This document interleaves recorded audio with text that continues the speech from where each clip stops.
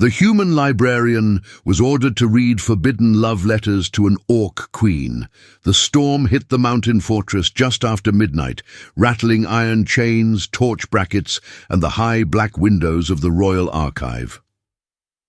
Deep below the palace, Bruce, a poor human librarian with ink on his fingers and dust in his lungs, was sorting damaged scrolls no one else cared to save when armored guards dragged him upstairs without explanation. He expected punishment. Instead, he was taken before Queen Julie, the feared orc ruler whose name alone silenced nobles. She did not ask for counsel, tribute, or apology. She ordered him to read. On the table before her lay a weather-stained chest, filled with forbidden love letters hidden for years among a dead prince's relics. As Bruce opened the first trembling page, he realized two things at once. These letters were dangerous for a reason, and Queen Julie was not searching for old romance. She was searching for the truth that could break her throne. Bruce lives in the lowest level of the royal archive, in a cold stone chamber beneath the mountain fortress where the air smells of mildew, candle smoke, and old paper. He is not an important scholar, not a noble clerk, and certainly not a man anyone in power notices unless something has gone wrong.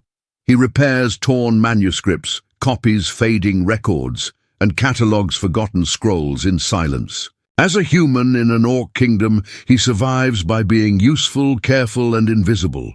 Orc guards mock him when they pass. Noble attendants speak over him as if he were furniture. Even among other human servants, Bruce is known as the man who would rather save a broken book than defend himself in an argument. He is poor, lonely, and deeply ordinary, but he has patience, steady hands, and a rare ability to understand what old words are trying to hide. The Blackstone court above him belongs to another world entirely. Orc power is physical, public, and ritualized. Strength is displayed, not softened. Grief is transformed into oaths, scars, and revenge. Their history is carried in spoken lineage, battle songs, carved walls, and ceremonial armor, not in fragile, written pages. Letters, especially intimate ones, are considered dangerously private, almost shameful, because they preserve feelings a warrior cannot control in public. That is why most written materials in the fortress are handled by low-ranking humans like Bruce. Orcs value records when necessary, but rarely trust the people who keep them. Queen Julie rules that harsh world from the center of it. She is young for a monarch, but feared across the northern clans. Tall, imposing, and battle-scarred, she wears authority like armor, even in private. Rumor says she was once meant to marry Prince Dargan, whose death years earlier changed the course of the realm. Since then, Julie has built her reign on discipline, silence, and the image of unshaken loyalty to the dead. To her court, she is iron. To her rivals, she is dangerous.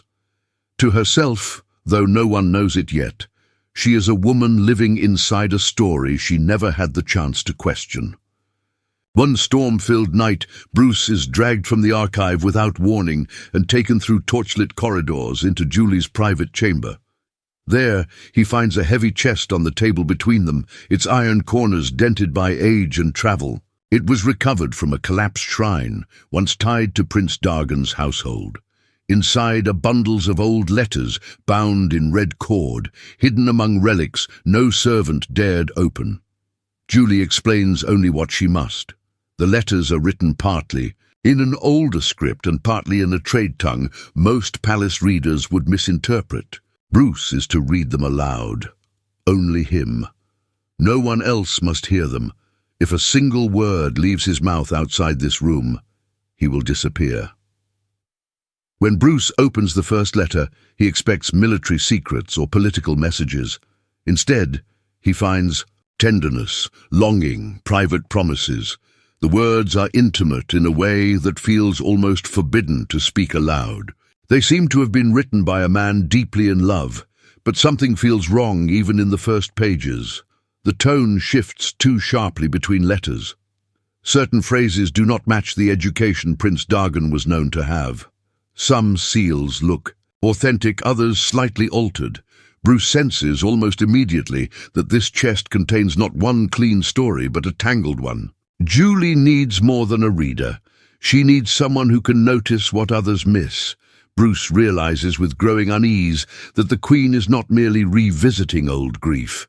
She is testing the truth of the very memory on which her life and throne were built, and the deeper he reads, the more dangerous his place beside her becomes. The readings begin the very next night, and from the first moment, Bruce understands that this is no ordinary task. He is not brought through the main halls like a servant summoned for record-keeping.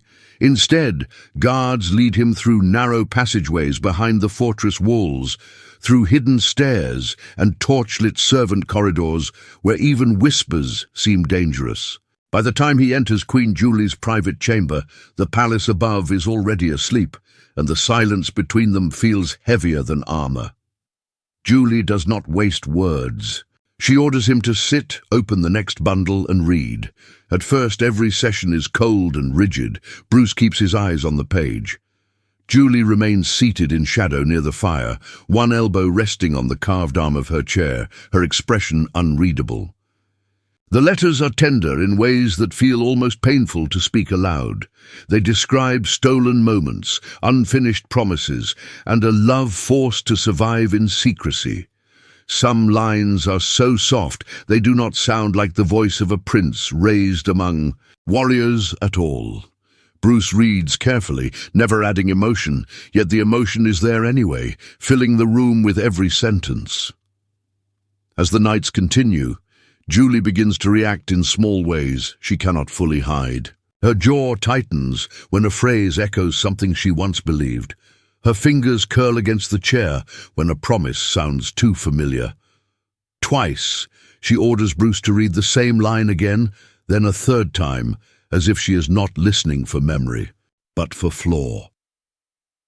Bruce starts to realize that she is measuring the letters against the man she knew, or the man she thought she knew. She is not reading for comfort. She is searching for cracks. Bruce's skills as a librarian slowly become essential. He notices details that others would miss. Wax seals that look genuine but were pressed at slightly different temperatures, folds that suggest some letters were reopened years later, ink that comes from more than one source, and subtle changes in phrasing that do not belong to the same hand. One night, after a long silence, he carefully points out that at least 2 letters may have been copied, not originally written as they appear. Julie's reaction is immediate and dangerous. She rises from her chair, towering over him, her voice low and furious. To question the letters is to question the dead, and perhaps to question the grief that shaped her rule. Bruce nearly withdraws the thought, but he does not. His hands shake, yet he explains what he sees with quiet precision. He speaks of pressure, marks, stroke patterns, aging differences and word choices taught in southern trade schools, not in royal military education. Julie listens in stony silence. She does not thank him. She only tells him to continue. That moment changes something between them. Julie no longer treats him as a mere mouth reading old pages. She begins asking questions no one else would dare. Answer honestly. Does this sound like real love, Bruce? Does this sentence feel written to be hidden or written to be found? Why would one letter tremble with truth while the next sounds polished for an audience? Bruce answers carefully, but more openly now. He tells her that some letters feel alive, raw, sincere. Others feel arranged, as if someone wanted them to survive in a very specific way. Someone may have wanted the future to believe in one version of the past. That possibility hangs between them like a blade. As the secret readings continue, suspicion slowly gives way to curiosity.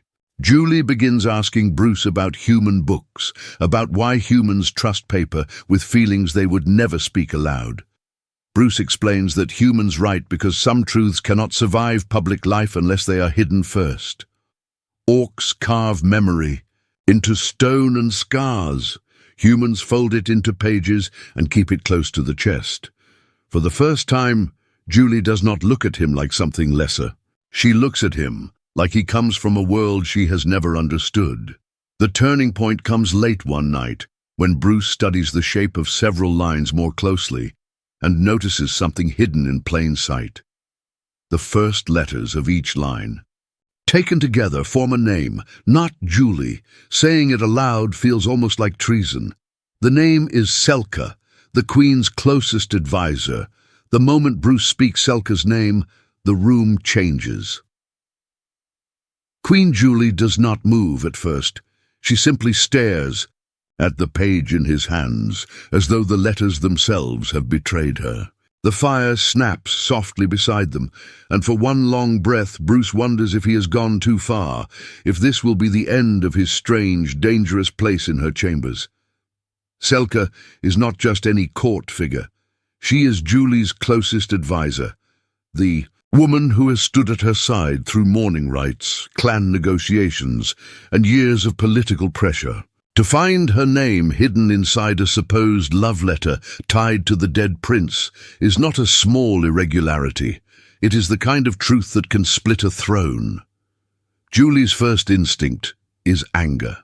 Her pride, old grief, and buried humiliation rise together. And Bruce can see how badly she wants certainty, even if certainty comes in the form of betrayal. It becomes frightening. For a moment, she looks ready to summon guards and drag Selka from her chambers before dawn. Bruce stops her with the only weapon he has, reason. He tells her that a hidden name is not yet proof of guilt. If Selka is innocent, an accusation without pattern could destroy the wrong person and give the court exactly the chaos it has been waiting for. If Selka is guilty, then haste will warn her. Julie hates the restraint in his words because it asks her to endure uncertainty longer, and uncertainty is a torment she has carried for years. But she listens. By now, Bruce has become the only person in the fortress who speaks to her without ambition wrapped inside his voice. So the readings change. They are no longer simply opening old letters and suffering what they contain. Now they are investigating them together. Julie begins bringing Bruce more than pages. From sealed cabinets and old mourning chests, she produces scraps tied to Prince Dargan's memory, a broken signet ring, ceremonial ribbons, a prayer cloth, military notices, even a small packet of dried mountain flowers pressed flat with age. Bruce studies everything with patient care. He compares ink shades, wax impressions, fold patterns, and the rhythm of phrases repeated across different hands. Slowly, a more disturbing picture forms. Some letters are genuine. Some were copied later. Some seem to have been reordered. And someone, perhaps years ago, wanted them to create a cleaner, nobler story than the original truth allowed. This work draws Bruce and Julie into a quiet intimacy neither of them expects. Their bond does not grow through confession, but through routine. He arrives after midnight. She dismisses the attendants. He reads. She listens. They argue softly over meaning. Sometimes she asks him to explain a human idiom preserved in the trade tongue. Sometimes he asks about an orc mourning custom that gives new weight to a phrase. The more they work, the more each begins to see how little they understood the other's world. Julie tells him that among orcs, rulers are expected to turn pain into command. Private sorrow is tolerated only until dawn. After that, it must become law, punishment, or silence. A queen cannot afford to look uncertain for long. Bruce tells her that humans survive differently. They bend where orcs brace. They preserve fragile things because fragility itself has value. What orcs call softness, humans often call endurance.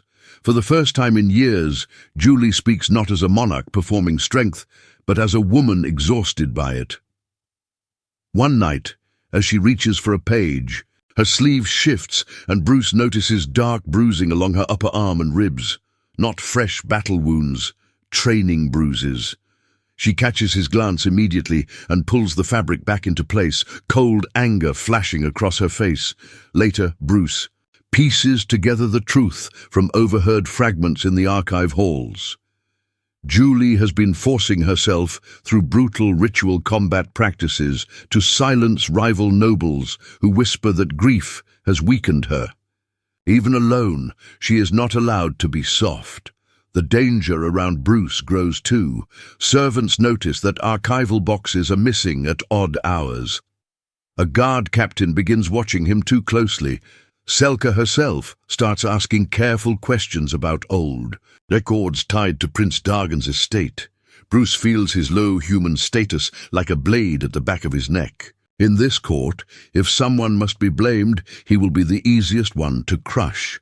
Then the final shift comes. While examining the lining of the old chest, Bruce discovers a narrow tear in the inner wood panel, almost invisible under age-darkened fabric. Hidden inside is one last letter, unsealed, folded smaller than the others, and never meant to be found quickly. Unlike the rest, it is not written in the prince's hand at all. It is a confession from the old royal chronicler. In careful, frightened language, the chronicler admits that after Prince Dargan's death, he was ordered to rearrange private correspondence and shape it into a single story of devoted love. One that would secure the succession, calm the clans, and protect the throne from scandal. He does not deny that some of the letters were real, but he admits they were edited, copied, and placed to serve politics. Julie goes still in a way that frightens Bruce more than anger would have. She had built her public life around sacred grief. She had refused remarriage, accepted loneliness, and worn loyalty like iron, only to learn that her most intimate memory may have been turned into governance. Her voice, when it finally comes, is quiet and stripped bare. Tell me the truth. Bruce, was any of it real? And Bruce, because he is no courtier and cannot survive by lying to her now, answers with painful honesty. Yes, but not in the way they wanted history to remember it. Before either of them can speak again, there is a knock at the chamber door. A guard enters, kneels, and announces that Lady Selka has called for a dawn council on charges of archive theft. Dawn comes too quickly. By the time Bruce is escorted into the great council hall, the fortress no longer feels like a place of stone and ceremony.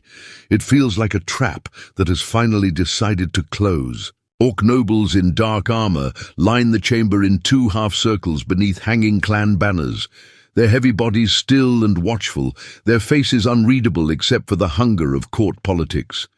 Bruce, small among them, feels every step of his approach like a public humiliation.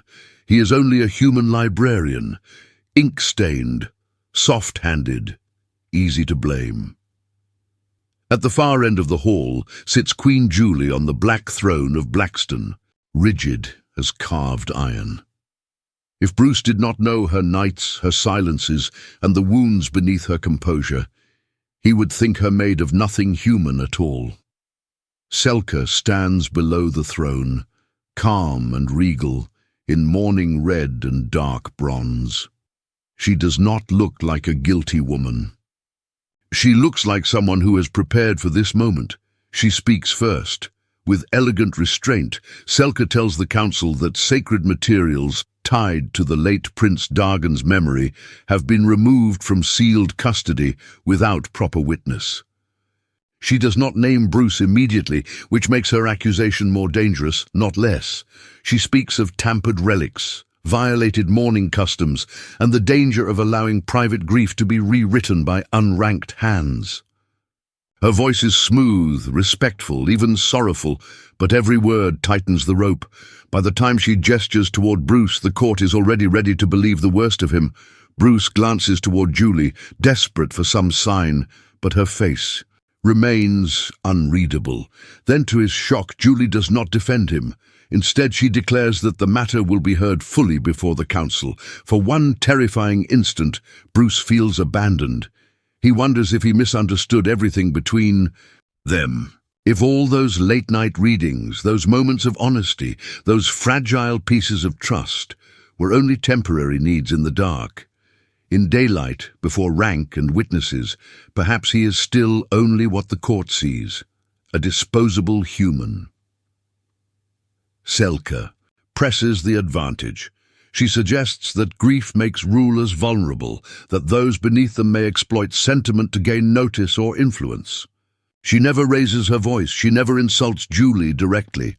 But Bruce hears the deeper blade in her words. A queen clouded by emotion can be steered by lesser hands. In a court built on strength, that accusation is poison. At last, Julie orders, "Bruce, forward."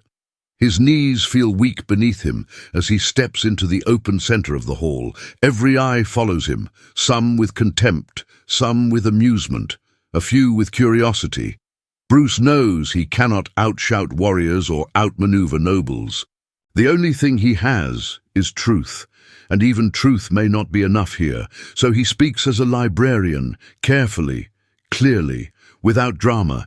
He explains the differences in ink, the broken sequence of the letters, the copied folds, the altered seals, the mismatched dates. He describes how some pages were preserved naturally, while others were arranged later by a guiding hand. Then, with shaking fingers, he presents the chronicler's hidden confession. The chamber stirs, not because they trust paper more than power, but because Bruce sounds like a man reporting facts he wishes were false. Still, evidence alone does not settle anything in this hall.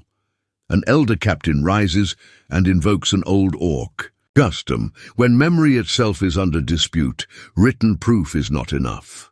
Truth must be spoken before the ashen hearth under ancestral fire, where lies are judged not only by words, but by what each speaker is willing to stake before the clans.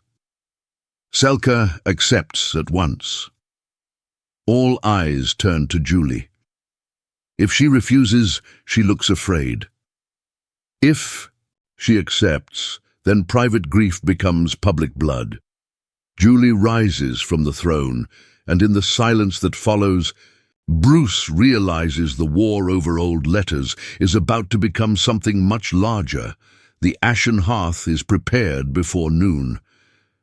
At the center of the fortress, beneath an open ring of black stone and iron tusk standards, the ancestral fire is lit in a basin of volcanic rock.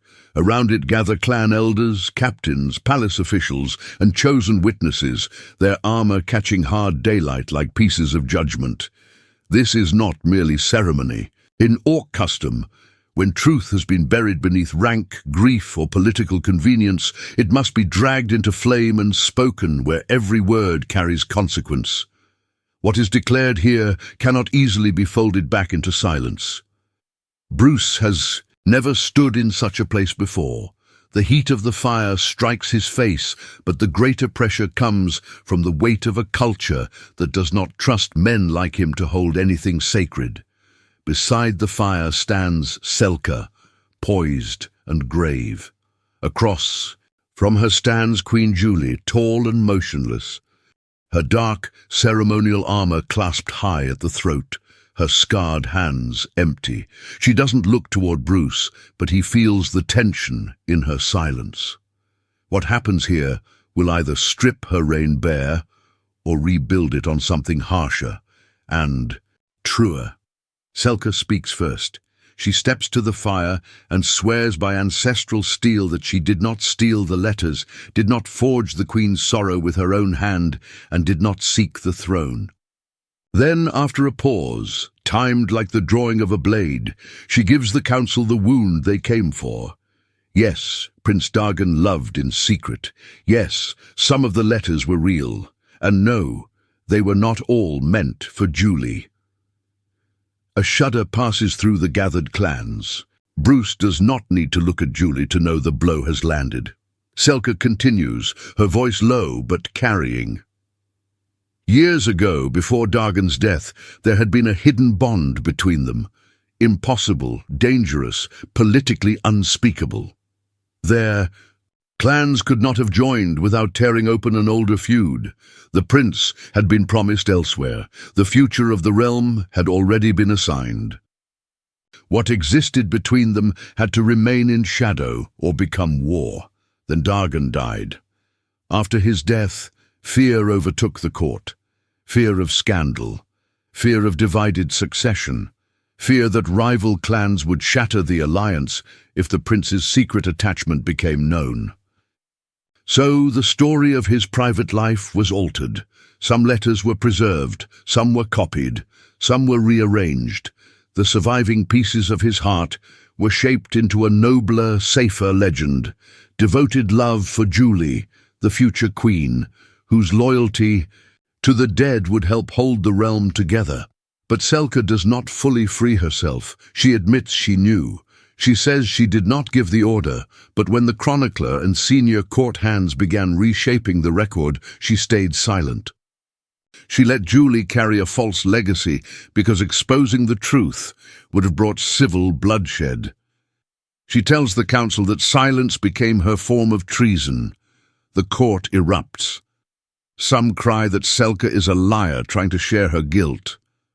Others accuse Julie of being no true symbol of continuity if her sacred grief was staged. Others still, especially the older war captains, care less for love than for stability, and begin openly questioning whether the throne itself rests on arranged memory.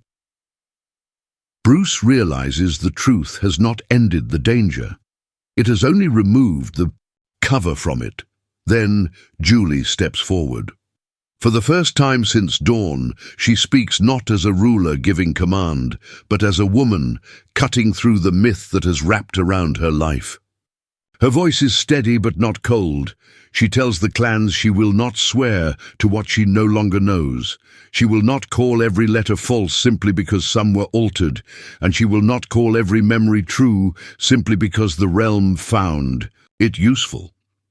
She says Dargan may have cared for her in part, or perhaps not enough, or perhaps not in the way the songs later claimed.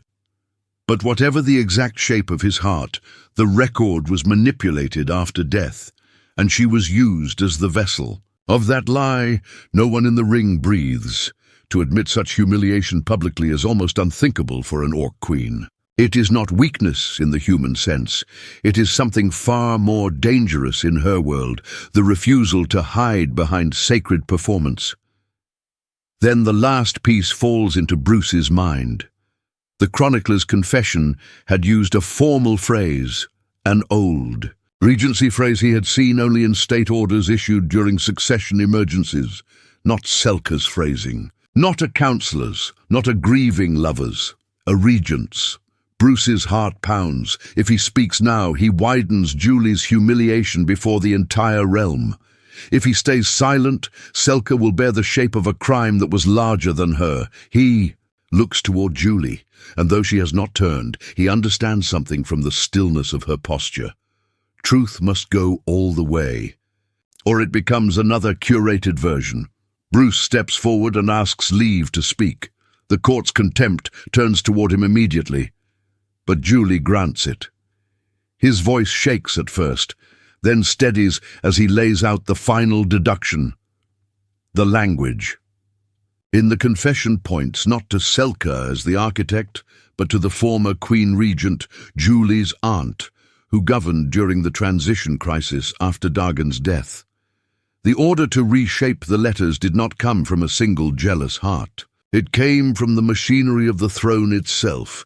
That accusation detonates the ring. Within the hour, the old regent is brought from the upper shrine under guard. She does not plead, does not tremble, does not pretend innocence.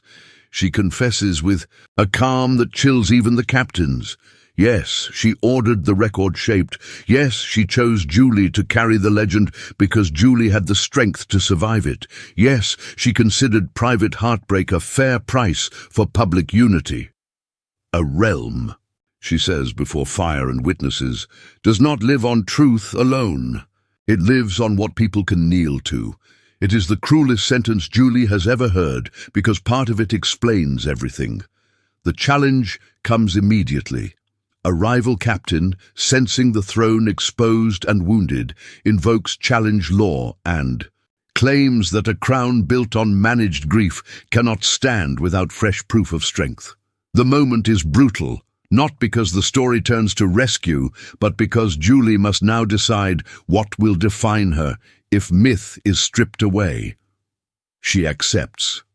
The duel is fought within the outer ring under ancestral witness. Julie enters already exhausted, bruised from weeks of punishing training, hollowed by revelation, and carrying the public collapse of her own history. But now there is no dead prince to uphold, no borrowed loyalty to wear like armor. She fights for her own name. Her style changes in that realization, less ceremonial, more direct, more alive. She wins not in glorious flourish, but through relentless discipline, forcing the captain back step by step until his blade falls from his grip and his knees strike stone. When silence returns, it is different, not adoration, not peace, but recognition. Julie turns to the gathered clans and makes her final choice. She declares that Dargan will be remembered as he truly was, divided, human in his weakness, neither saint nor symbol. Selka will answer for silence, but not carry alone the crime of a state lie. The regent will be stripped of ceremonial honor, and from this day forward, no royal record will be altered to make grief easier for power to wear. Then she does something unexpected. Instead of distancing herself from Bruce to appease the court, she names him Royal Keeper of Living Record, a new office charged with preserving testimony as spoken without later reshaping. Some nobles bristle at the thought of a human holding such a role. That is precisely why the choice matters. Julie is not rewarding softness. She is anchoring her reign to the one man in the fortress who treated truth as a duty rather than a weapon. Later, when the ring is empty and the fortress is quiet at last, Julie finds Bruce alone beside the sealed letters. She asks him why he stayed, not why he spoke, not why he read. Why he stayed. When every truth pulled him deeper into danger, Bruce answers simply, because anything grander would be false. Because once I heard your real voice beneath all of this, I could not bear to let them bury it again, Julie says. Nothing for a long moment.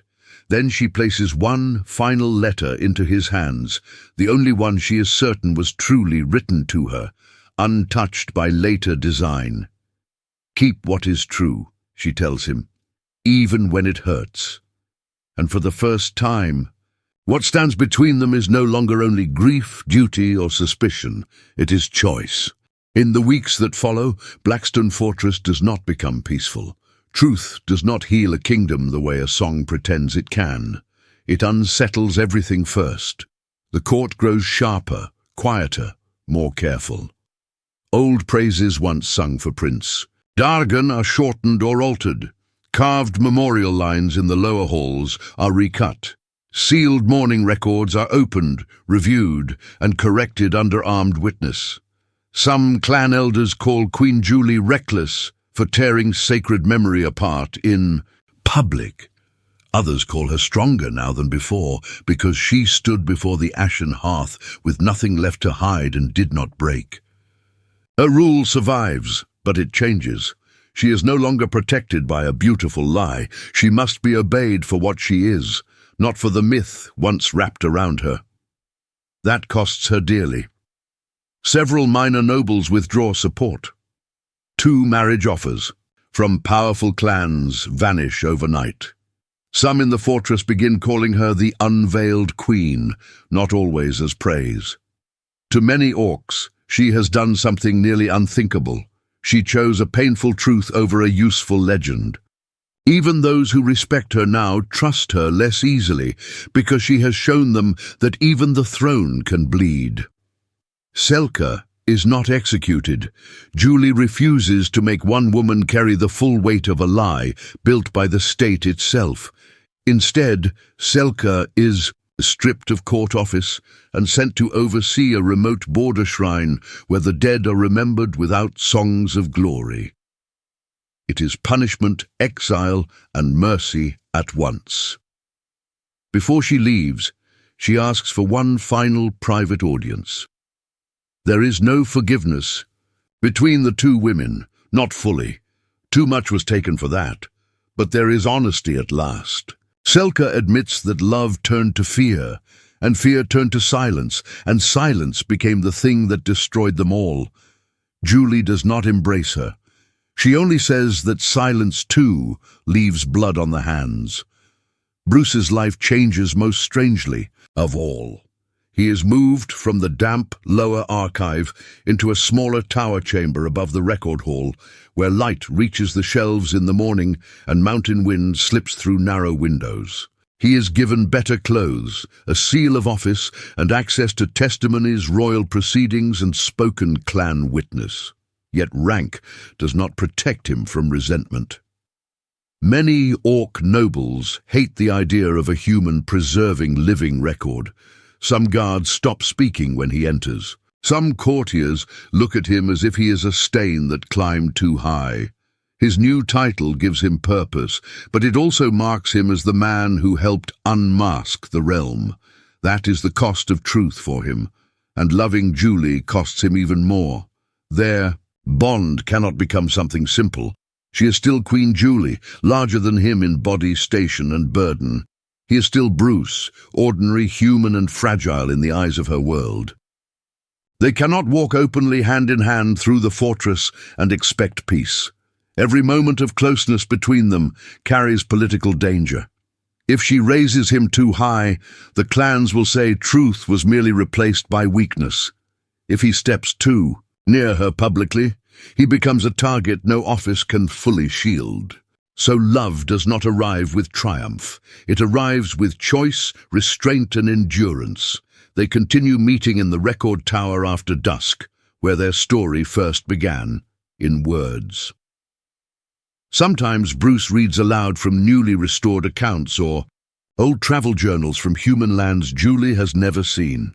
Sometimes Julie speaks, and Bruce writes, preserving histories of battles, oaths, and losses once considered too raw to put into ink. In these quiet hours, they build something neither human nor orc custom has fully taught them how to name. Not rescue, not fantasy, not possession, trust. One winter evening, months after the ashen hearth, Bruce finishes cataloguing the final box of corrected royal letters. Among them is the one Julie gave him, the only untouched letter truly written to her. He asks whether she wants it sealed away with the others, now that the record has been restored. Julie stands beside the open archive window, scarred hands, resting on the cedar case, and for a long moment she says nothing.